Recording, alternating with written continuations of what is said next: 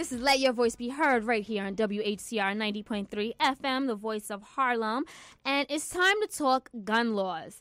Now, as we kind of introduced before the break, Obama has passed 23 executive orders for gun control. This is what he's proposing to solve and to curb gun violence in America. And in the same week, Governor Cuomo actually also passed a very restrictive law, which basically, in a lot of different ways, says that you cannot, it puts a lot of restrictions on different owning guns and the magazines and bullets. And some people even say that it doesn't do enough. But on the other hand, other people are saying that it does so much that it's restricting lawful gun owners. So we're going to get a very special perspective on the gun laws signed by Governor Cuomo by a very boisterous, outspoken opponent of his gun laws that were signed. And that is from Republican New York Assemblyman Dr. Steve Katz, who represents parts of Westchester and Dutchess County and the Dutchess counties. Thank you so much for joining us here and Let Your Voice Be Heard, Dr. Katz. Thank you very much. Thank you for having me. Yes. So, as we actually, what I was talking about earlier in the segment was your profound and very controversial statement in which you said and declared that you will now be a criminal because regardless of the fact that the New York gun law is restricting the number of bullets you can have in a magazine, you're saying that you will not follow that law. You will obtain 10 bullets regardless, even though that the new restriction is 7, correct? My first and foremost responsibility is to make sure that my family is safe. I don't really think I need to say anything more than that, right? That's my number one responsibility. Okay, in regards to keeping your family safe, do you mean roof over their head, food in their stomach, and, like being able to cover the basic needs? Or are you talking about, certainly to be safe in their home. Absolutely. I would want my family to be safe in their home. Wouldn't you? And Assemblyman That's Katz, one of the basics. Right. And then do you find that the only way to keep your family safe is with gun ownership? For example, I would say if I had a home, I would have an alarm system. We have an alarm system. And you don't find that that's enough? We have an alarm system. We have a German Shepherd dog, okay? But it's certainly comforting to know that you have a last line of defense. That's all. I mean, we like Batman. Millions and millions of others, okay? This is nothing exceptional. Yes, and the thing is, no one is restricting your right to bear arms. It's just the number of bullets. Are you saying that it makes that much of a difference? I think that, number one, think about the law. You're allowed to have a 10 magazine, and you're only allowed to put 7 bullets in it. I mean, what kind of law is that? Could you explain that? I believe that you should, number one, have laws that are well thought out, that are timely, that are discussed openly first with proper forums around the state so that they can be properly deliberated without having us get it at 11 o'clock at night to vote on it 15 minutes later. Don't you think that's rather irresponsible legislation? I wasn't voted to do that. You know that? Councilmember. So I think that the process in itself of what the Senate and the Assembly just went through is a farce and exactly what makes New York legislature the laughing stock of the country, okay? You just got a full-blown dose of it, and I think it is outrageous, okay? That's not what we're here for. We're not here to get things rammed down our throats.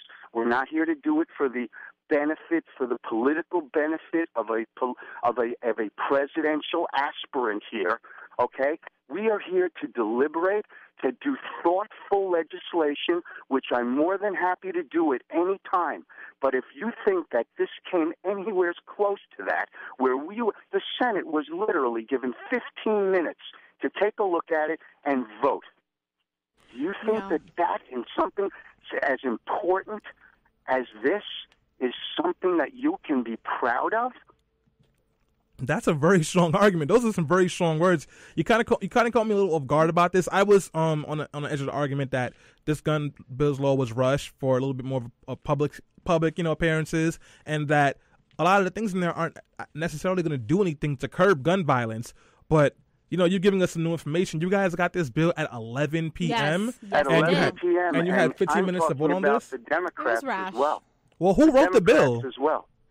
Well, Who wrote 2 questions? Who wrote the bill, and what are your give me 2 problems you have with the bill as of today? Okay. 2 problems. Well, the bill was written by a consortium of people.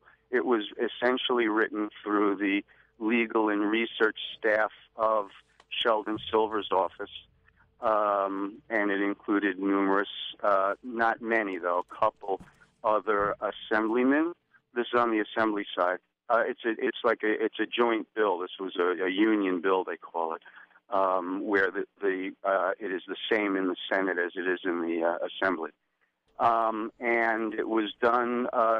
The man who talked to us about it on the floor was Assemblyman Joe Lenthal, and he said that a lot of the definition of assault weapons came from the New York State Police recommendations, and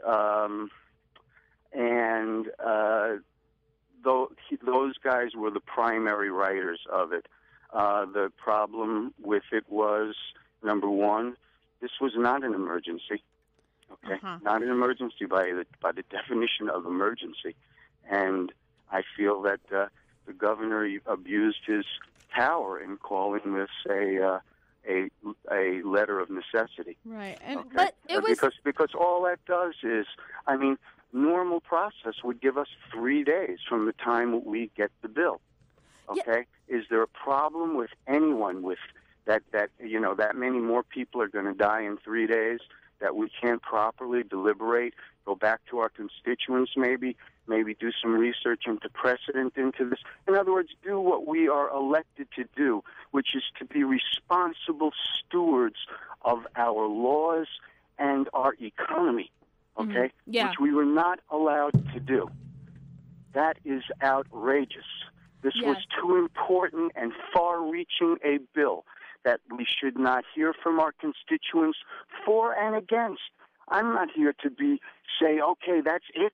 Yeah. But, we had no forum, no ability to have a forum, let alone read the bill. Well, and the thing is, it was passed by an overwhelming majority of people in the Senate and the Assemblyman and in the Assembly, and also conservatives as well. It was only, from my understanding, a small cluster of conservatives that were against it. So yes, there is an argument that it was rushed. It was too rushed, even from my liking. There's too many loopholes in it. So I agree in one sense, but I definitely have a different opinion and argument on that, Assemblyman Katz. We do have to take a quick break, but when we come back, we'll talk more about the New York gun laws and if it will curb gun violence in any way whatsoever. As you can see, Assemblyman Katz says no. It was actually a very irresponsible piece of legislation that passed through. We'll get to the bottom of it right here on Let Your Voice Be Heard. Keep tuning in. Listening to Let Your Voice Be Heard. today, this is the topic. Let's talk about sex. How do we handle this issue? There are a lot more risky behaviors in drinking or drug use that affect sexual activity. You might build a community. The police officers make more of an attempt to talk to people. They're going to be people who just don't like the cops. So when we have our guns, then, what's the solution? Do you welcome homosexuals in your church, Pastor? I'm never going to treat you differently. Never going to put you down. I'm going to say this to you, though. I'm not gay. They're not stripping or searching or frisking me. Let Your Voice Be Heard radio. Every Sunday from 11 a.m. to 1 p.m.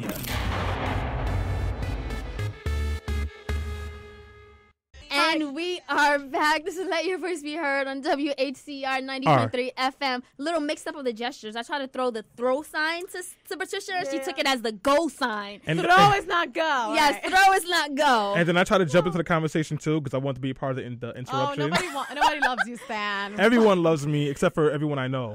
But other than that, everyone loves me. Okay. So we're actually having a very serious conversation about the New York gun laws that was just passed over the week, signed by Governor Cuomo, again, in light of the Newtown tragedy. We need something. The question of debate is, will this curb gun violence? And I believe, Patricia, you had a question for the Assembly. We have Assemblyman Dr. Steve Katz on the line. Yeah, Dr. Katz, this is Patricia here. And, I grew up in a very dangerous neighborhood. I mean, it was plagued by gun violence. I remember as a 9-year-old girl coming out of a deli and seeing like a 15-year-old kid just being shot in front of me. This was like almost day-to-day to me activity. It was something that I never saw guns in a positive light. And when family members that I knew or just people in my neighborhood that were family people had guns in their homes, usually it kind of went to the point where a teenager, the teenage boy would find it and take it to school, or the couple was having an argument and the father took out a gun and started threatening his wife. So there was never an incident where gun was a positive thing, whether it was in the home or in the street or in a park or in a school, which I hope I never see one. So, that brings me to this. I'm for curbing guns in any way, shape, or form, but I do agree with you that it was possibly rushed. And it has a lot of loopholes. But I wanted to sympathize with where you grew up, and my practice has been in the Bronx for 20 years in a pretty difficult neighborhood. So I understand. But what you must differentiate right now is, number one, what you saw, unfortunately, were illegal guns. None of those guns were registered, by people who went to to go through the process of going through a rigorous application, a NICS check, and usually anywhere up to 6 months to a year with 4 witnesses vouching for you, making sure that you have no criminal record. And so none of those, I dare say, or I'm a biology person. Let's say less than 1% of what you saw were responsible gun owners. Mm-hmm. And if their child ended up getting it to school, then I say even more irresponsible. What can I say? That is whose responsibility is that? Okay? And where I live, it's different in that in Putnam County, which I represent, has for the last 4 years been by all the criminal criteria that they use in the police, the safest county in the state. It also has the highest number of legal, licensed gun owners in the state. Okay? As study after study shows that there is an inverse correlation between the number of legal gun owners and the decrease in crime.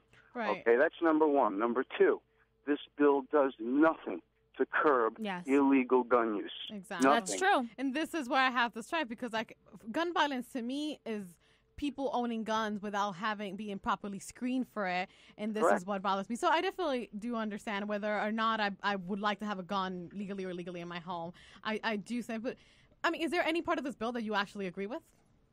I agree with the fact that and I'm the ranking member of the Mental Health Committee in the Assembly, and I agree with what they're doing to be very proactive in strengthening the mental health resources that will be made available and the cooperation that we're going to see, hopefully, between the mental health officials in each of the municipalities and counties and the state as far as gun regulation. When the checks now are going to include looking into mental health record, okay, which has not been before. I think that's another good step right now. The main thing that we have to remember is, number one, laws like this only restrict legal gun owners whose liberties are once again being chipped away. This does nothing for the bad, to stop the bad guys from getting whatever the heck they want to get and from using them. And so, unfortunately, as you've seen, it is a mean world out there. The difference between what you saw in the city and what I saw in the Bronx is that none of those were legal gun owners. Definitely. None of them went through training. In order to get a legal gun now, you must go through a training, a gun safety course.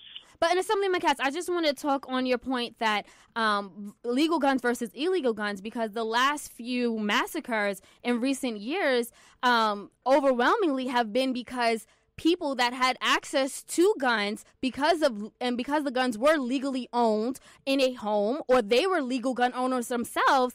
These people are using the guns to shoot and kill. None of them were legal gun owners. They were all, number one, they were all young, and the other problem with every single one they had of them access to was it. that they were all mentally ill. They all needed help. They all weren't getting what they were supposed to get. I'll give you another thing that the bill does do that I'm happy about, but quite honestly, it was resisted fiercely by Sheldon Silver, of all people, is that it will strengthen the penalties for anything like this. It'll strengthen the penalties for violent criminal action. And when you think about what happened a few weeks ago up in upstate New York by Buffalo, where the two firemen were killed by this nutcase, okay? And what you need to remember is that 17 years before that, he killed his grandmother with a hammer. He did. Okay, and was let out after 17 years. Now, I don't think that judges should have that kind of discretion. I don't think there should be plea bargaining in these cases. I don't think that there should be time off for good behavior. So you definitely agree with mandatory minimum sentences across the board? Because that can be problematic. Because instances like this, I think that there should be. Yes, I really do. I mean, we've seen too many times what we just saw here in New York, where you get recidivism, where you get where you get people coming back out and doing the same god awful thing. So, in certain instances, I would have to say yes. Believe me, it's not a blanket definition, and I certainly haven't thought it out well enough to come up with some solution for you. But my gut feeling and what this bill does do is that it does increase the penalties for these sorts of violent crimes with guns. Assembly member, two things. One, actually, your point about the shootings have been from legal guns. Actually, that's false. At least the last 5 national shootings we know of have been all legal gun purchasers.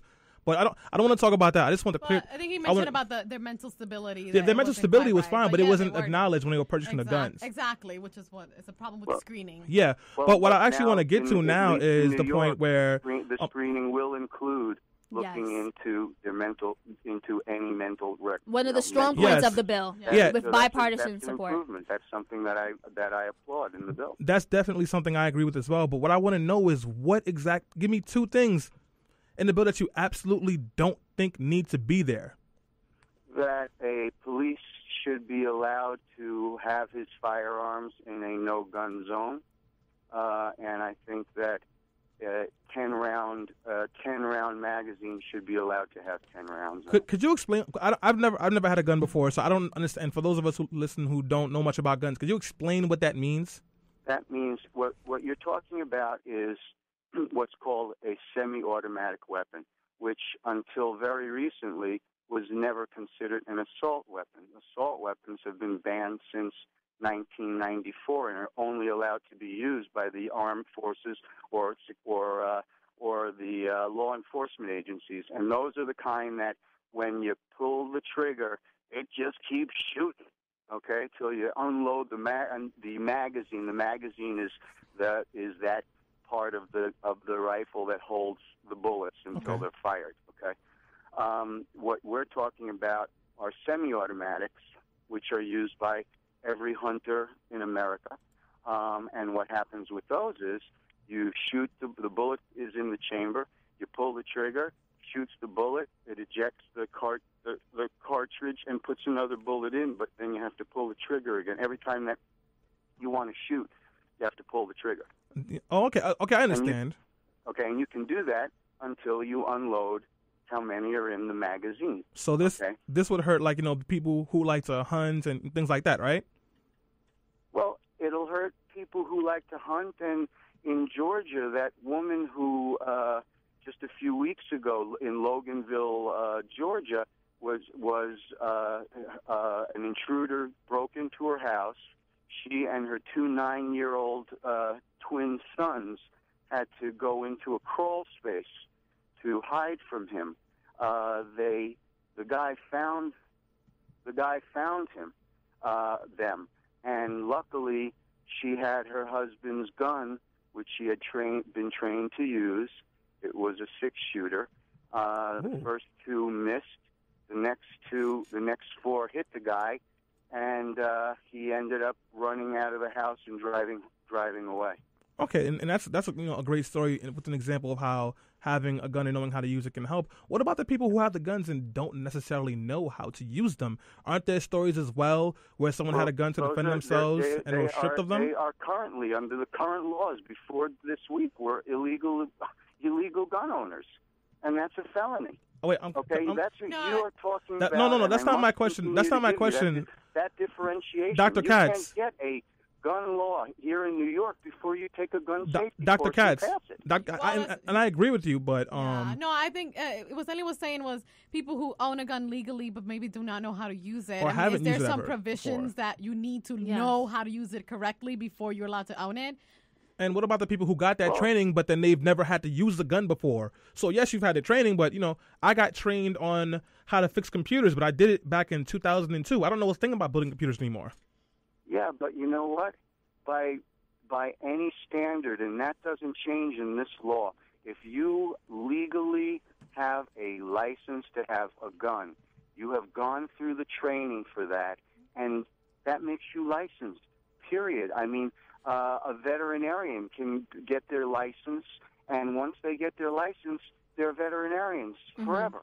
Okay? I mean, I could go through that one after another. There's nothing unique about that. These people, whether they choose to shoot or never shoot again or whatever, have gone through the process of making them legal. I don't know what more to say. You get your driver's license so long as you don't get in lots of accidents or get lots of tickets, you're going to have your license forever. And no, they don't ask you to take another test, another driver's license test. But there are a lot of laws and restrictions. You can't drive over a certain speed. There's a lot of provisions to keep safety because a car can also be a dangerous vehicle. But I definitely see a point. I guess why America and why so many people are so worrisome about the gun laws is because we see, and I get the argument of the lady who needed those bullets to shoot an intruder, but when you see someone taking an assault weapon and wiping out a classroom of first graders in a matter of seconds or a matter of minutes, it's naturally you take that. We need to identify them before that happens. And the thing is we do need to. But why do you need a military-style weapon in the first place? And the thing is, there's always going to be bad and good people. There's always going to be people that fall through the cracks. I'm just saying, why not make it harder for people to use these massive weapons? Well, if you think that any of the bad guys are going to stop using these massive weapons because we just passed a law on it, or you're going to feel better that we passed this law, I beg to differ with you on every level, on every study, on the history of this, any way you look at it, on the number of deaths last year by guns in New York State versus the number that were legally owned. I mean, you just do some homework. It's astounding. I know you don't like to, many don't like to know what the actual facts are, but the facts bear out that, we're talking about two different universes, the world of legally owned guns versus the guns owned by criminals or irresponsible people who just, buy them illegally. I don't know what else to say about those people, but believe me, the bad guys, they got assault weapons, and they're going to never stop using them because New York changed its laws. All you've accomplished is the people who are legally owned gun owners, and I'm talking about the overwhelming majority, any way you statistically want to use this, are the only people compromised by this law. Assembly member, I actually have a challenge for you. And, of course, the arms industry like Remington, which in central New York employs 1,400 people. Listen. This is exactly another example of Assemblyman, unintended consequences, or any way you want to look at it. This is very hurtful for nobody Katz, but legal gun owners in this state. No, we understand. And listen, we have 3 people in the studio. We all have a different take on this. I mean, this is something that is very complicated. So, I definitely agree with you many things. The way that I see it is I don't even see why we have to sell at all any assault rifles. That's the way that that I see it. Not so much, but you can definitely own a legal handgun. And I think that the damage that is done with a handgun is probably a lot less than you can do within an assault rifle. So that's what we were talking about. So, we do not want to curb your right to own, especially responsible citizens. Absolutely not. I wish that all responsible citizens actually could own a gun and not the ones that are taking them illegally. And once again, I will caution you to use that word assault weapon in the manner that it is supposed to be. At this point, even in the latest gun laws, there are restrictions on what the definition of assault weapon is.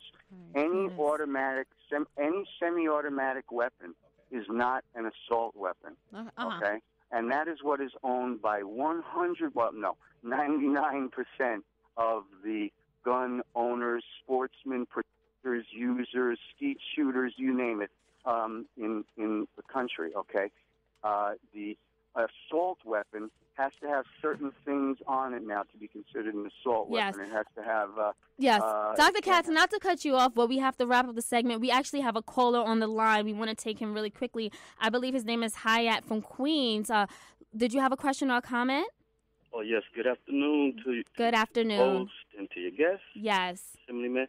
I was reading you a little bit because the 11 o'clock hour kind of decision really kind of cramps, your style a little bit. I can dig it, but I'm still not getting, what the hosts are really trying to get out is that these legal guns from so-called legal, responsible people has been committing these massacres around the country. This is not just New York State, New York City. We're talking about criminals on the corner and this, that, and the other. We've been beating the paper about them for like some years now. However, now is a rash of these here other massacres. I mean, of infants and people that this is where we really getting confused at, because now here it is, these killings that's been going on in the cities. These are not by assault. These not been done by assault. Military weaponry. These guns, armed guns, are illegal and so forth and so on. None of these are military weapons. I'm just telling you that here I had an amazing demonstration, and it's on one of the website, and that is a gun expert takes out a hunting automatic, semi-automatic. Okay. Takes off the while he's talking, he takes off the stock, and he takes it apart, and he takes all he does, he takes the guts and he puts it in one of those nasty looking things that you're all calling assault weapons, and it is nothing but the same semi-automatic. You can dress it up any way you want. That's true. And it's the same thing. So it's like anything else at this point. There are elements of this bill that I completely agree with, but to think that, and I don't want to sound cold-hearted or anything like that. I have 4 daughters. God knows, I can't tell you how important their safety is to me. Yes. But when you consider the number of people out there every day legally shooting, legally doing this, versus the number of the horrible instances, the massacres, the auroras, all that you have, it's almost like, I hate to say it, it's like flying in an airplane. When one happens, the statistics show that, and I'm sorry, Dr. Katz, not to cut you off, but we do have to wrap up this segment, but we appreciate your call. We get your stance. Of course, massacres don't happen as often as day-to-day shootings. Yeah, definitely. But the thing is, we have over 300 million guns in the United States right now, and as a result, the United States is the only first world country that has over 300,000 deaths by guns a year. It's different. And so yeah, it definitely it takes a lot. This is a discussion that's going to continue going. We have to wrap it up here and let your voice be heard, but continue following the news. Educate yourself on the New York gun laws because again, it's getting heat from both the left and the right for not doing enough. There's a lot of loopholes, so we still need to press our legislators to pass comprehensive, sensible laws and guns that will curb gun violence. Discussed. Like I said, 3 people in the room, and all of us 3 have a different opinion on, and we pretty much say we lean left.